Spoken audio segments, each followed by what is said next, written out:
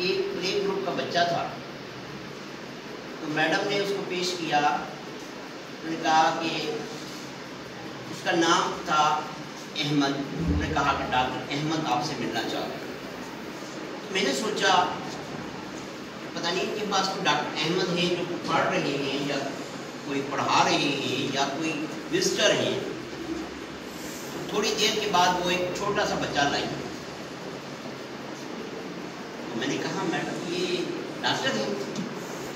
انہوں نے کہا کہ نہیں، ہم ان سے پوچھتے ہیں، پوچھتے ہیں آپ بڑے ہو کے بنیں گے کیا؟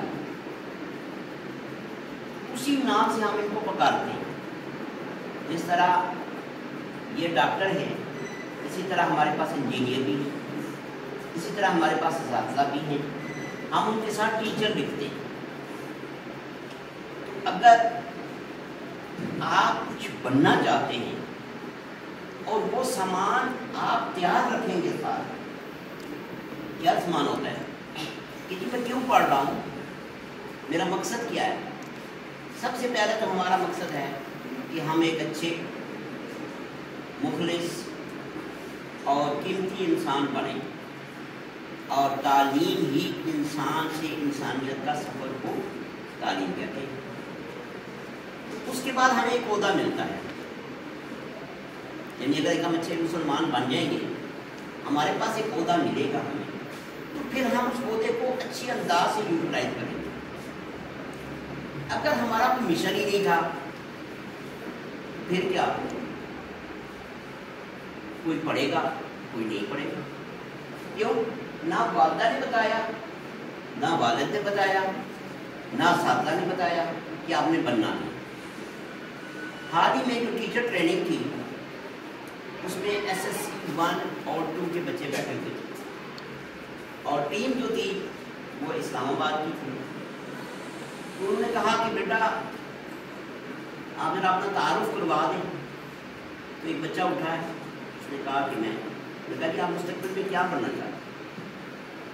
انہوں نے کہا کہ میں ڈاکٹر بننا چاہتا ہوں، دوسرے نے کہا میں انجینئر بننا چاہتا ہوں۔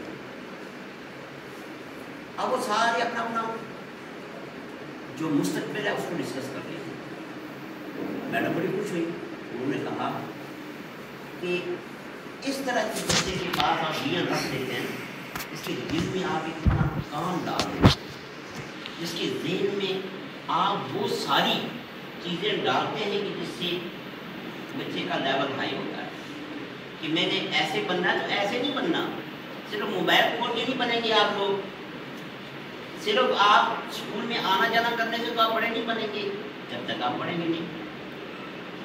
تو بیٹا، تو انہوں نے جب بتایا تو میڈم نے یہ کہا کہ میں نے آج 3 اسکول وزٹ کیے اسلام آباد، اور بھاری برکم فیسیں لے لی،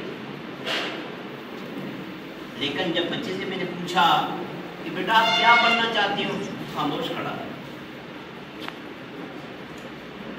تو یہ بڑی زرخیز ہے ساتھی، اگر ہم ٹھیک ہو جائیں، ہم اساتذہ ٹھیک ہو جائیں، ہم بطور والدین ٹھیک ہو جائیں۔ کیا ہم اساتذہ بطور والدین نہیں ہیں؟ ہم بطور والدین بھی ہیں۔ اگر ہم ٹھیک ہوتے ہیں، یہ نہیں ہے کہ ہم آج پبلک اسکول میں بچہ بھیج کے گیٹ کے اندر ہم نے پوچھا تک نہیں، آج بچے کی بکس کتنی ہونی چاہیے ہمیں نہیں پتا، آج بچے نے ناشتہ کیا ہے نہیں، ہمیں نہیں پتا۔ تو ان چیزوں کا جو ہے وہ خیال جب تک پیرنٹس نہیں رکھے گا، اساتذہ اس پہ بچے سے عمل نہیں کروا سکتے۔ تو جب تک ہماری ٹرائنگل مضبوط نہیں ہوتی، ہمارے جو نونہال ہیں وہ کل چونکہ مہمان ہے اس ملک